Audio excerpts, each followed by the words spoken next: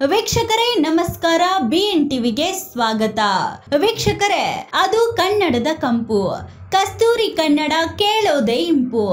ಅಚ್ಚ ಕನ್ನಡ, ಸ್ವಚ್ಛ ಕನ್ನಡ, ಸಾಟಿ ಇಲ್ಲದ ಮಾತಿನ ಶೈಲಿ. ಈ ಎಲ್ಲದಕ್ಕೂ ಪರ್ಯಾಯ ಅಂದರೆ ಅದು ಅಪರ್ಣಾ. ಕನ್ನಡ ಮತ್ತು ಕರ್ನಾಟಕ ಎಂದಿಗೂ ಮರೆಯದ ಮಾಣಿಕ್ಯ. ಅಪರ್ಣಾ ಎಂಬ ಮಾಧುರ್ಯ ಕಂಠದ ಕನ್ನಡತಿ ನಿಮಗೆಲ್ಲರಿಗೂ ಗೊತ್ತಿರುವ ಹಾಗೆ ಈಗ ನೆನಪು ಮಾತ್ರ. ಆ ವಿಧಿಗೂ ಈ ಮುತ್ತಿನ ಮಾತಿನ ಒಡತಿಯ ಮೇಲೆ ಪ್ರೀತಿ ಉಕ್ಕಿತೋ ಏನೋ, ಕ್ಯಾನ್ಸರ್ ಎಂಬ ರೋಗವಕ್ಕರಿಸಿ ಜೀವವನ್ನು ಪಡೆದುಕೊಂಡಿದೆ. ಕನ್ನಡವನ್ನ ಸ್ಪಷ್ಟವಾಗಿ ಮಾತನಾಡುವ ಮತ್ತು ಸಾಹಿತ್ಯವನ್ನು ಬೆರೆಸಿಕೊಂಡು ನಿರೂಪಣೆ ಮಾಡುವ, ಅದರಲ್ಲೂ ನಟನೆಯ ಮೂಲಕ ಅನೇಕರ ಮನಸ್ಸುಗಳನ್ನ ಗೆದ್ದಂತಹ ಪ್ರತಿಭಾವಂತೆ ಅಪರ್ಣಾ ವಸ್ತಾರೆ. ಅಪರ್ಣಾ ವಸ್ತಾರೆ ಮೂಲತಃ ಚಿಕ್ಕಮಗಳೂರಿನವರು. ಅಪರ್ಣಾ ಹುಟ್ಟಿದ್ದು 1966ರಲ್ಲಿ. ಆದರೆ ಬೆಂಗಳೂರಿನ ಮಲ್ಲೇಶ್ವರಂದಲ್ಲಿ ಅವರು ಹೆಚ್ಚಾಗಿ ತನ್ನ ಬಾಲ್ಯವನ್ನು ಕಳೆಯುತ್ತಾರೆ. ಕುಮಾರ ಪಾರ್ಕ್ ಶಾಲೆಯಲ್ಲಿ ಪ್ರಾಥಮಿಕ ಶಿಕ್ಷಣ ಮುಗಿಸಿದ ಅಪರ್ಣಾ MES ಕಾಲೇಜಿನಲ್ಲಿ ಪದವಿ ಪೂರ್ವ ಶಿಕ್ಷಣವನ್ನು ಪಡೆಯುತ್ತಾರೆ. ಅಪರ್ಣಾ PUC ವೇಳೆಗಾಗಲೇ ಸಿನಿಮಾ ಅವಕಾಶಗಳು ಕೈ ಬೀಸಿ ಕರೆಯುತ್ತಾ ಇದ್ದವು. ಅದಕ್ಕೆ ಅವರ ತಂದೆ ಅಡಿಪಾಯವನ್ನು ಕೂಡ ಹಾಕಿಕೊಟ್ಟಿದ್ದರು. ಖ್ಯಾತ ನಿರ್ದೇಶಕ ಪುಟ್ಟಣ್ಣ ಕಣಗಾಲ್ ಬಳಿ ಮಗಳಿಗೊಂದು ಅವಕಾಶಕ್ಕಾಗಿ ಬೇಡಿಕೆಯನ್ನು ಇಟ್ಟಿದ್ದರು. ತಂದೆಯ ಬೇಡಿಕೆಯಂತೆ ಖ್ಯಾತ ನಿರ್ದೇಶಕನ ನಿರ್ದೇಶನದ ಅಡಿಯಲ್ಲಿ ಮಸನದ ಹೂವು ಸಿನಿಮಾದಲ್ಲಿ ಅಪರ್ಣಾ ಅವರಿಗೆ ನಟಿಸುವ ಅವಕಾಶ ಬರುತ್ತೆ. ಅಪರ್ಣಾ ತಂದೆ KS ನಾರಾಯಣಸ್ವಾಮಿ ಸಿನಿಮಾ ಪತ್ರಕರ್ತರಾಗಿದ್ದರು. ಅಂದಹಾಗೆ ಅಪರ್ಣಾ ಅವರು ಸಂಪ್ರದಾಯಸ್ಥ ಕುಟುಂಬದಲ್ಲಿ ಹುಟ್ಟಿ ಬೆಳೆದವರು. ಕನ್ನಡ ಸಾಹಿತ್ಯ, ಓದು ಇವೆಲ್ಲವೂ ಅಪರ್ಣಾ ಅವರ ನೆಚ್ಚಿನ ವಿಷಯವಾಗಿದ್ದವು. ಮಸನದ ಹೂವು ಸಿನಿಮಾದಲ್ಲಿ ನಟಿಸಿದ ಬಳಿಕ ಅಪರ್ಣಾ ಅವರಿಗೆ ಸಿನಿಮಾ ರಂಗ ಹೆಚ್ಚು ಆಕರ್ಷಣೆಯನ್ನ ಮಾಡುತ್ತೆ. ಆದರೆ ತಮಗೆ ಬೇಕಾದಂತಹ ಮತ್ತು ಇಷ್ಟವಾದಂತಹ ಪಾತ್ರಗಳು ಸಿಗದೇ ಇದ್ದರೂ ಅತ್ತ ತಮಿಳು, ತೆಲುಗು ಸಿನಿಮಾ ರಂಗ ಕೈ ಬೀಸಿ ಕರೆದರೂ ಅಪರ್ಣಾ ಕನ್ನಡ ಬಿಟ್ಟು ಎಲ್ಲೂ ಹೋಗಲ್ಲ ಎಂಬ ದೃಢ ನಿರ್ಧಾರವನ್ನು ಮಾಡಿದ್ದರು. ಹೀಗಾಗಿ ಬೆಂಗಳೂರನ್ನು ಬಿಟ್ಟು ಎಲ್ಲೂ ಹೋಗದೆ ಸುಮ್ಮನೆ ಇದ್ದರು. ಹೀಗಿರುವಾಗ ಅವರ ದಿಕ್ಕು ಬದಲಾಯಿಸಿದ್ದೇ ಅದೊಂದು ಕರೆ. ಅಪರ್ಣಾ ಅವರಿಗೆ ದೂರದರ್ಶನದಿಂದ ಕರೆ ಬಂದದ್ದು ಅವರ ಬಾಳಿನಲ್ಲಿ ಮತ್ತೊಂದು ಬಾಳ ತಿರುವನ್ನ ನೀಡುತ್ತೆ. ಆ ಒಂದು ತಿರುವು ಅವರ ಜೀವನವನ್ನೇ ಬದಲಾಯಿಸುತ್ತೆ. ಹೊಸ ಮೈಲಿಗಲ್ಲನ್ನೇ ಸೃಷ್ಟಿ ಮಾಡುತ್ತೆ. ಖ್ಯಾತಿ ಪಡೆಯಲು ಮತ್ತಷ್ಟು ಸಹಾಯವನ್ನ ಮಾಡುತ್ತೆ. ದೂರದರ್ಶನ ಆಡಿಷನ್ಗೆ ಹಾಜರಾಗಿ ಆಯ್ಕೆಯಾದಂತಹ ಅಪರ್ಣಾ ಅವರು ಬಳಿಕ ಆ ವೃತ್ತಿಯನ್ನು ಬಹಳಷ್ಟು ಹಚ್ಚಿಕೊಳ್ಳುತ್ತಾರೆ. ಸಂದರ್ಶನ, ನೇರ ಪ್ರಸಾರ, ಆರೋಗ್ಯ ಕಾರ್ಯಕ್ರಮ, ರೆಕಾರ್ಡ್, ವಾರ್ತೆ ಸೇರಿದಂತೆ ಎಲ್ಲಾ ಕಾರ್ಯಕ್ರಮಗಳಿಗೂ ನಿರೂಪಣೆಯನ್ನ ಮಾಡ್ತಾ ಇದ್ರು. ಅಷ್ಟು ಮಾತ್ರವಲ್ಲ, ಹಿನ್ನೆಲೆ ಧ್ವನಿಯನ್ನು ಕೂಡ ಕೊಡ್ತಾ ಇದ್ರು. 1993ರಿಂದ 2010ರವರೆಗೆ ಆಕಾಶವಾಣಿಯಲ್ಲಿ ನಿರೂಪಕಿಯಾಗಿ ಕೆಲಸವನ್ನ ಮಾಡಿದ್ರು. ಆದರೆ ದೂರದರ್ಶನದಲ್ಲಿ ಕೆಲಸ ಮಾಡುವ ವೇಳೆ ಅಪರ್ಣಾ ಅವರಿಗೆ TN ಸೀತಾರಾಮ್ ಅವರ ಪರಿಚಯವಾಗುತ್ತೆ. ಇವರ ಪರಿಚಯವೇ ಮಾಯಾ ಮೃಗ ಧಾರಾವಾಹಿಯಲ್ಲಿ ನಟಿಸುವಂತಹ ಅವಕಾಶವನ್ನ ನೀಡಿಕೊಡುತ್ತೆ. ಬಳಿಕ ಮುಕ್ತ ಧಾರಾವಾಹಿಯಲ್ಲಿಯೂ ಕೂಡ ಅಪರ್ಣಾ ನಟನೆಯನ್ನು ಮಾಡಿದ್ರು. ಶೀಲಾ ದೀಕ್ಷಿತ್ ಪಾತ್ರದಿಂದ ಜನರ ಮನಸ್ಸುಗಳನ್ನ ಗೆದ್ದಿದ್ರು. ಅಪರ್ಣಾ ಅವರು ನಿರೂಪಣೆ ಮಾಡ್ತಾ ಇದ್ರು ನಿಜ, ಆದರೆ ಅವರ ಜೀವನದಲ್ಲಿ ಹಲವು ರೂಪುರೇಷೆಗಳನ್ನ ಇಟ್ಟುಕೊಂಡು ಸಾಗ್ತಾ ಇದ್ರು. ಅದರಲ್ಲೊಂದು ವಿಚಾರ ಎಂದರೆ ರಾಜಕೀಯ ಪ್ರಚಾರ ಕಾರ್ಯಕ್ರಮಗಳಿಗೆ ನಿರೂಪಣೆ ಮಾಡಬಾರದು ಎಂಬ ದೃಢ ನಿಲುವು ಅವರಲ್ಲಿತ್ತು. ಹೀಗಾಗಿ ಅಂತಹ ಕಾರ್ಯಕ್ರಮಗಳಿಂದ ದೂರ ಉಳಿದಿದ್ದರು. ಜೀವನದಲ್ಲಿ ಕೊಂಚ ಬದಲಾವಣೆಯಾಗಲು ಬಾಳ ಸಂಗಾತಿಯೂ ಕೂಡ ಕಾರಣವಾಗುತ್ತಾರೆ.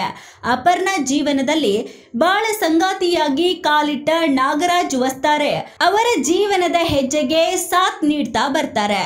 ಕಿಚ್ಚ ಸುದೀಪ್ ನಿರೂಪಣೆಯ ಬಿಗ್ ಬಾಸ್ ನಲ್ಲೂ ಅಪರ್ಣಾ ಕಾಣಿಸಿಕೊಂಡಿದ್ದು ಅಚ್ಚರಿಯೇ ಸರಿ. ಇದು ಕೂಡ ಅವರ ಜೀವನದ ಮತ್ತೊಂದು ತಿರುವಾಗಿತ್ತು. ಬಿಗ್ ಬಾಸ್ ಮುಗಿಸಿದ ಬಳಿಕ ಸೃಜನ್ ಲೋಕೇಶ್ ನಿರೂಪಣೆಯ ಮಜಾ ಟಾಕೀಸ್ ಕಾರ್ಯಕ್ರಮ ಕೈ ಬೀಸಿ ಕರೆಯುತ್ತೆ. ಮಜಾ ಟಾಕೀಸ್ ನಲ್ಲಿ ಒನ್ ಅಂಡ್ ಓನ್ಲಿ ವರಲಕ್ಷ್ಮಿಯಾಗಿ ಅಪರ್ಣಾ ಕಾಣಿಸಿಕೊಂಡು ಅನೇಕರ ಮನಸ್ಸುಗಳನ್ನ ಗೆಲ್ಲುತ್ತಾರೆ. ಹೀಗೆ ಸಾಕಷ್ಟು ಅವಕಾಶಗಳ ಜೊತೆಗೆ ಕನ್ನಡದ ಕಂಪನ್ನ ಪಸರಿಸುತ್ತಾರೆ. ಅಪರ್ಣಾರವರು ಮಾತನಾಡುವುದನ್ನೇ ನಿಲ್ಲಿಸಿರುವುದು ಬೇಸರದ ಸಂಗತಿಯಾಗಿದೆ. ಅವರ ಸಾವಿಗೆ ಅನೇಕರು ಕಂಬನಿಯನ್ನು ಮಿಡಿದಿದ್ದಾರೆ.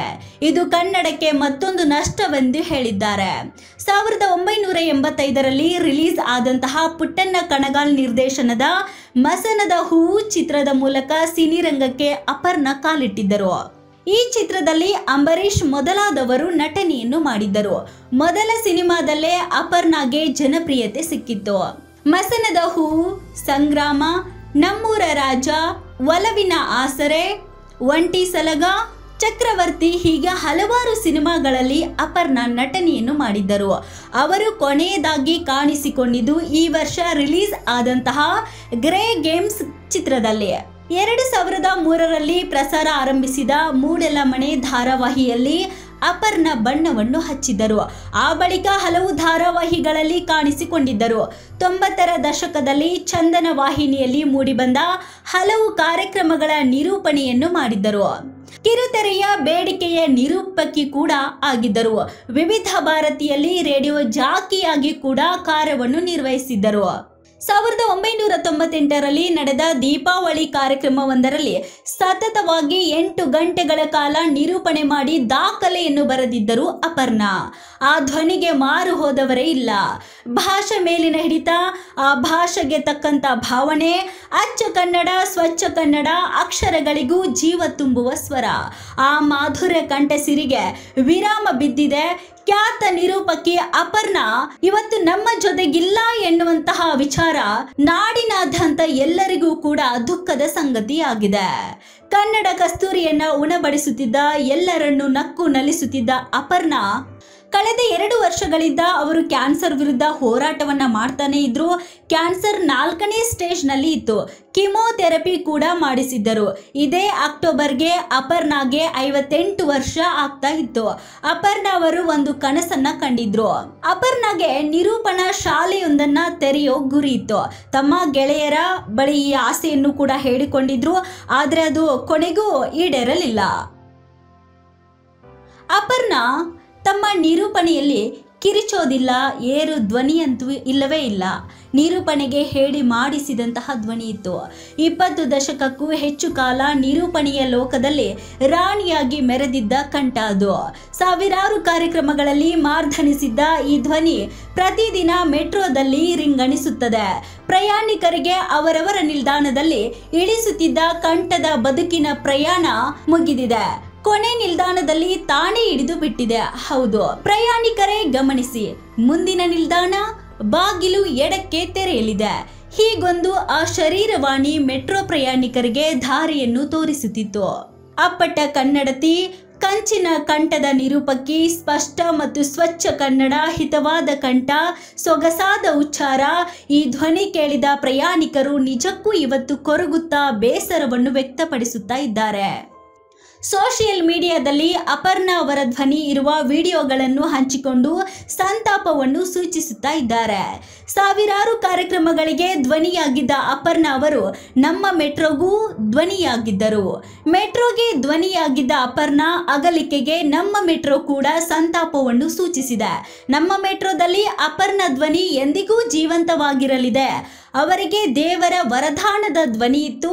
ನಮ್ಮ ಮೆಟ್ರೋ ಹಾಗೂ ತಮ್ಮ ಮಾಸದ ಧ್ವನಿಗೂ ಇರುವ ನಂಟು ಎಂದಿಗೂ ಕಳಚದು ಎಂದು ಮೆಟ್ರೋ ತನ್ನ ಎಕ್ಸ್ ಖಾತೆಯಲ್ಲಿ ಸಂತಾಪವನ್ನು ಸೂಚಿಸಿದೆ. ಜೀವನವೊಂದು ನಿತ್ಯೋತ್ಸವ. ಹಕ್ಕಿ ಹಾಡೋದು ಒಂದು ಸಂಭ್ರಮ, ಹೂವು ಅರಳೋದು ಒಂದು ಸಂಭ್ರಮ. ಅದನ್ನು ನೋಡುವ ದೃಷ್ಟಿ ನಮಗೆ ಬರಬೇಕು. ಇಷ್ಟು ಕೋಟಿ ಜನ ಇದ್ದಾರೆ ಅಂದರೆ ಅಷ್ಟು ಕೋಟಿ ಮನಸ್ಸುಗಳು ಇರುತ್ತವೆ. ಅಷ್ಟೊಂದು ಜನರ ಆಸೆ ಆಕಾಂಕ್ಷೆಗಳು, ಪರ ವಿರೋಧ ನಿಲುವುಗಳು ಇರುತ್ತವೆ. ಅದು ನಿಮಗೆ ಸರಿ ಹೋದರೆ ಒಪ್ಪಿಕೊಳ್ಳಿ, ಇಲ್ಲದಿದ್ದರೆ ಬಿಟ್ಟು ಬಿಡಿ, ಬಿಟ್ಟು ಹಾಕಿ ಎನ್ನುವಂತಹ ಅಪರ್ಣಾರವರ ಮಾತುಗಳು ಸೋಷಿಯಲ್ ಮೀಡಿಯಾದಲ್ಲಿ ಇಂದು ಟ್ರೆಂಡಿಂಗ್ ನಲ್ಲಿವೆ.